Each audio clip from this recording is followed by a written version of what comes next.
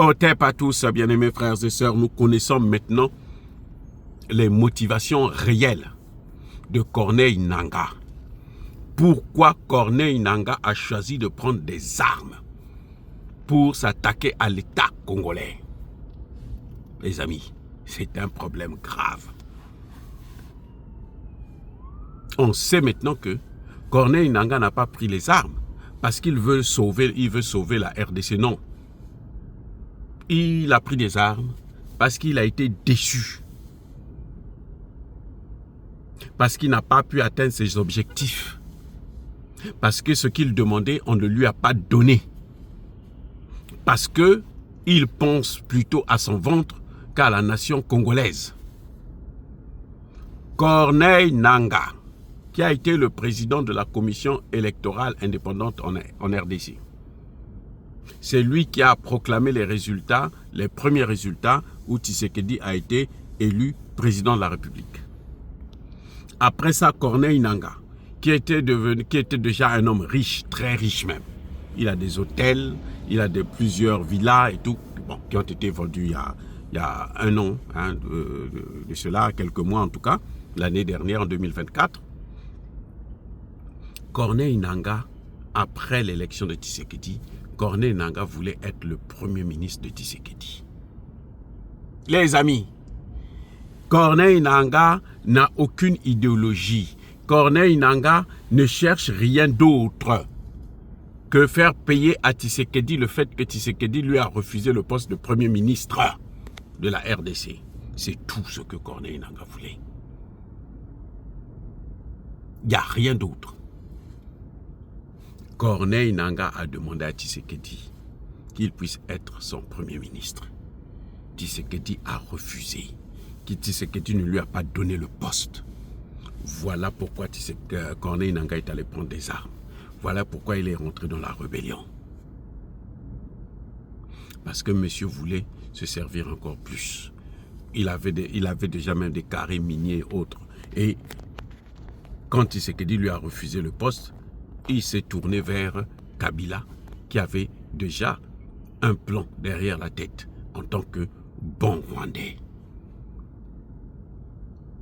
Et Kabila s'est servi de lui en lui faisant croire que moi, je veux t'amener au pouvoir par la force. Donc Corneille Nangaa, tout ce qu'il fait là, son objectif, c'était de faire partir Tshisekedi.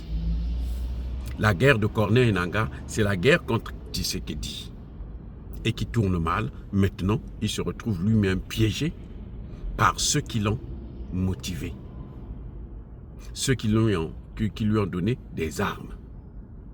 Corneille Nangaa, aujourd'hui, est dans une situation critique. Il ne sait plus où aller. Il a tout perdu.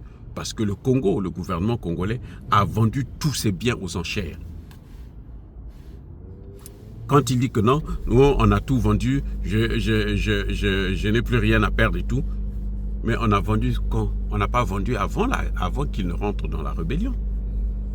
La vente là, c'est les conséquences justement de cette rébellion. Donc il ne peut pas dire il a tout perdu, c'est pour ça qu'il n'a plus rien à perdre. Non. Il s'est engagé à faire une guerre contre un État. Il a échoué. Ben, maintenant il paye le prix. Mais même là, Tshisekedi est gentil. Mais la justice qui le cherche là, elle va aller loin. Corneille Nangaa ne pourra pas être accueilli en Europe ou aux États-Unis comme réfugié. C'est fini. Parce qu'on le connaît, il a une réputation d'être un génocide.